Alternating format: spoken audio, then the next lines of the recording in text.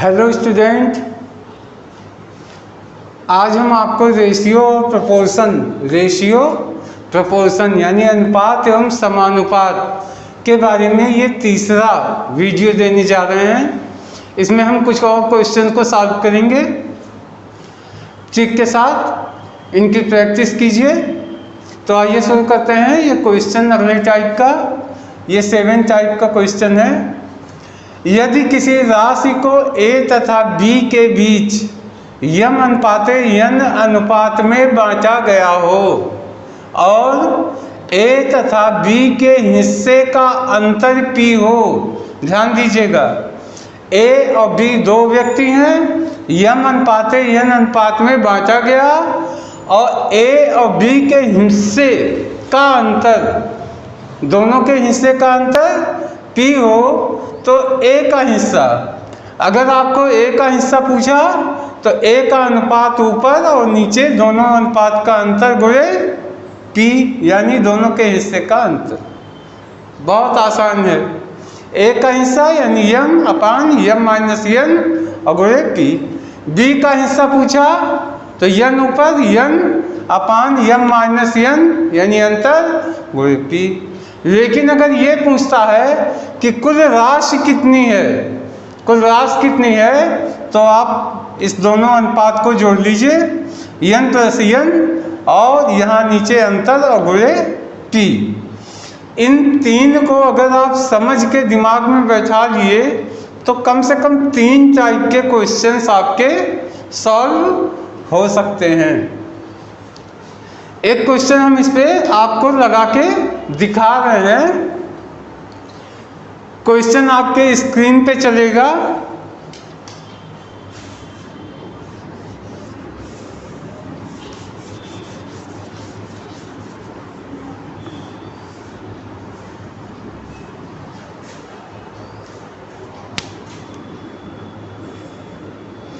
Question आपके screen पे चलेगा, लेकिन हम पढ़ के पहले बता रहे हैं। क्वेश्चन है, एक स्कूल में लड़के और लड़कियों की संख्याओं का अनुपात 3:2 है। लड़कों की संख्या लड़कियों से 500 ज़्यादा है, तो लड़कियों की संख्या कितनी है? तो आपको इस क्वेश्चन को सॉल्व करने के लिए आप ले लीजिए, यानी m अनुपाते n, ये आपका हो गया 3:2, यानी m का 3 और n का 2। लड़के और लड़कियों की संख्या का अंतर 500, यानी p बराबर 500। अब पूछा क्या है? लड़कियों की संख्या पूछी है। क्वेश्चन में देखिए, लड़कियों की संख्या पूछी है, तो पहले लड़के हैं फिर लड़कियां हैं, यानी लड़कियों की संख्या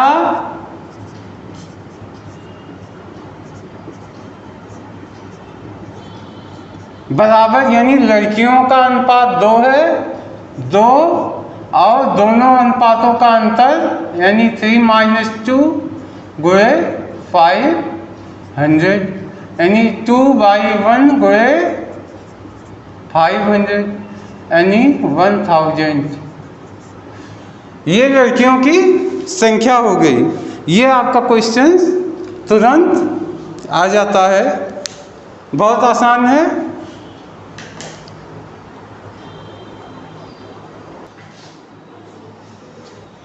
अब आइए दूसरे टाइप का क्वेश्चन देखते हैं। a b c में क्रमशः m अनुपाते n अनुपाते r का अनुपात है। a b c में क्रमशः m अनुपाते n अनुपाते r का अनुपात है।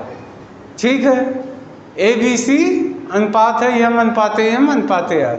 तो पहला कहता है, यदि a और b में p का अंतर है, यानी a और b के अनुपात में p का अंतर है, तो c का हिस्सा कितना होगा? क्वेश्चन बहुत ही बढ़िया है। तो c का भाग बराबर, जिसका पूछा जाए उसका अनुपात ऊपर रखिए और जिस अनुपात की सूचना दी गई, दोनों के बीच का अंतर, यानी इसका m n का अंतर गुणे p।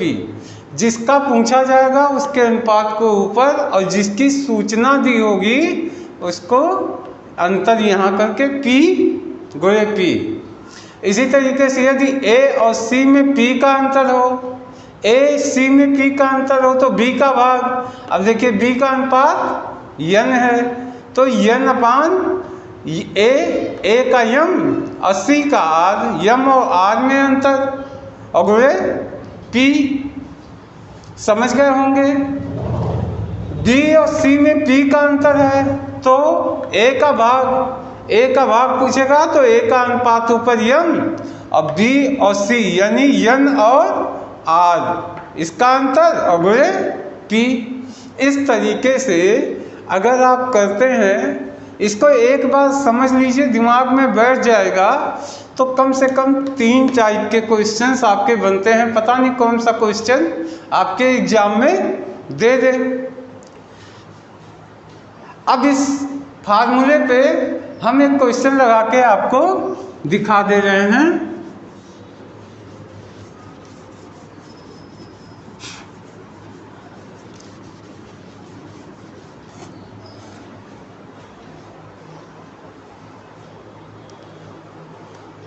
क्वेश्चन आपके स्क्रीन पे चलेगा, हम फिर भी यहाँ पढ़ रहे हैं, पढ़ के इसको सॉल्व करेंगे।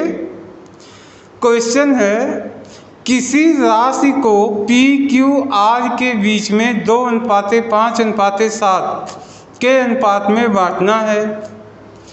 P और R का कुल हिस्सा Q के हिस्से से 800 रुपया अधिक है।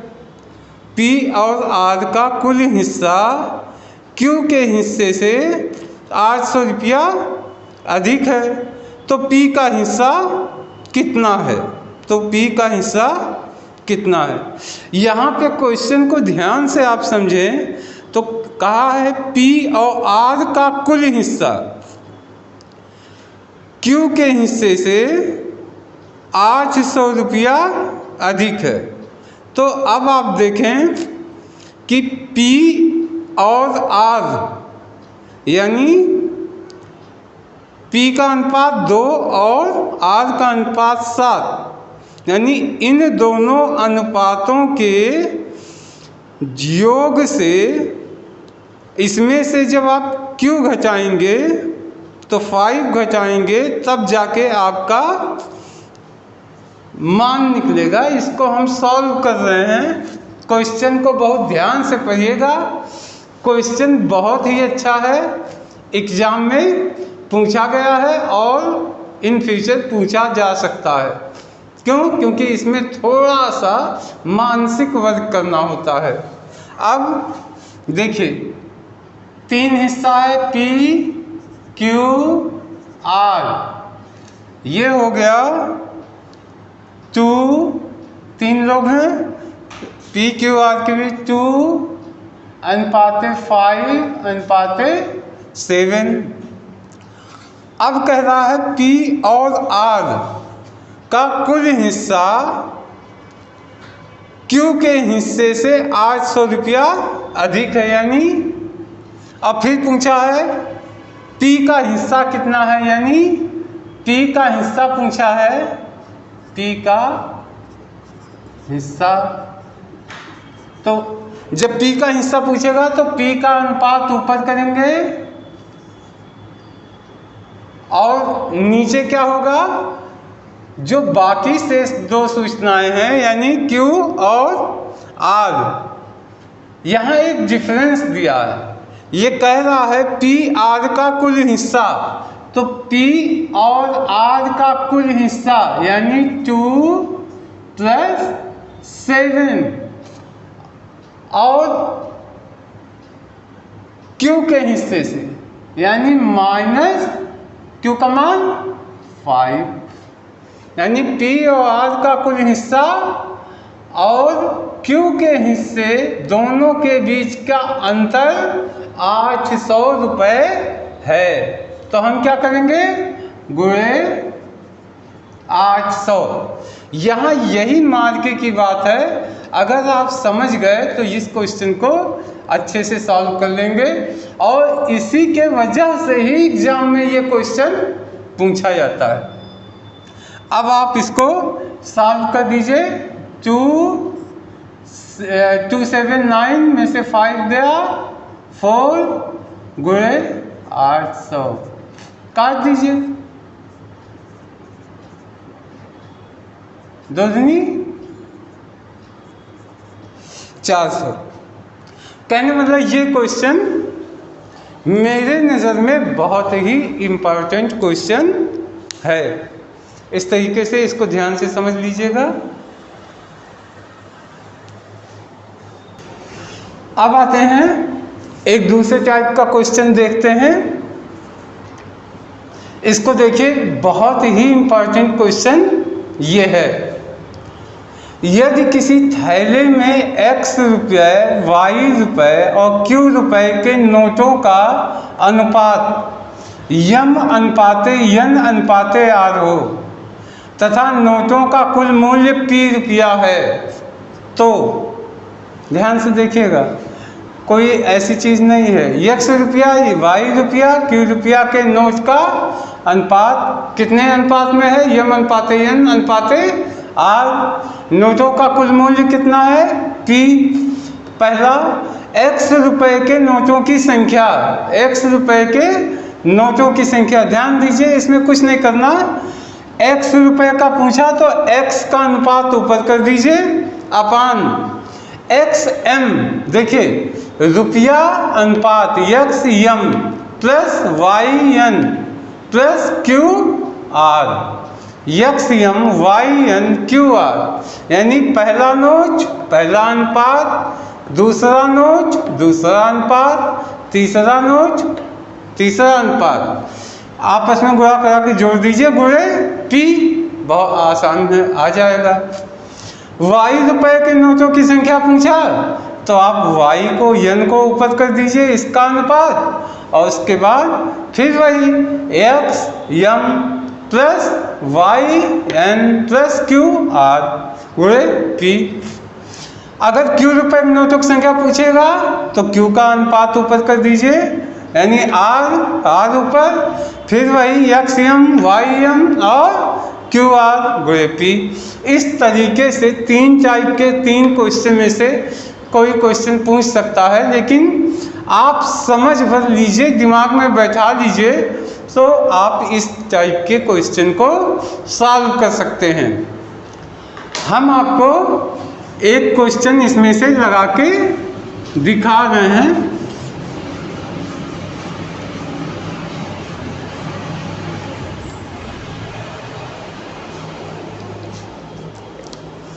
क्वेश्चन आपके स्क्रीन पे चलेगा और हम पढ़ के बता रहे हैं, जिससे हम इसको सॉल्व कर सकें। किसी थैला में 50 रुपया, 20 रुपया और 5 रुपए के नोटों की संख्या 4:5:6 के अनुपात में है। यदि इस थैला में कुल 3300 रुपये है तो उसमें 50 रुपए के नोटों की संख्या क्या है? अब देखिए, आपके लिए इसको करना बहुत इजी है। यहाँ पे 50 रुपये यानी आप कर सकते हैं x इतना, y इतना, q इतना, यानी अनुपात कितना है? रुपए कितने हैं? रुपए है 50, 20, 5। अनुपात है 4:5:6। और कुल वैल्यू कितनी है, यानी p का मान कितना है? 3300 रुपये। पूछा किसका है? 50 रुपए के नोटों की संख्या पूछा है। तो 50 रुपए के नोटों की संख्या, यानी जिसका पूछेगा उसका अनुपात ऊपर होगा 50 के नोट की संख्या। 50 के नोट की संख्या 4 के अनुपात में है, तो 4 ऊपर हो गया x m, यानी 50 गुणे 4 प्लस, फिर हो गया आपका, इसको मान लीजिए y n, यानी 20 गुणे 5 प्लस इसको मान लीजिए Q, इसको मान लीजिए R, यानी 5 गुणे 6 और गुणे 3300 बराबर हो गया। इसको सब ऐड कर लीजिए। 4/50 चौका 200 प्लस 100 प्लस 30 गुणे 3300। 4/2 1 3 330 रुपये गुणे 3300 बराबर 330 1 330 10 और 10 40, यानी 50 रुपए के नोटों की संख्या कितनी है? 40।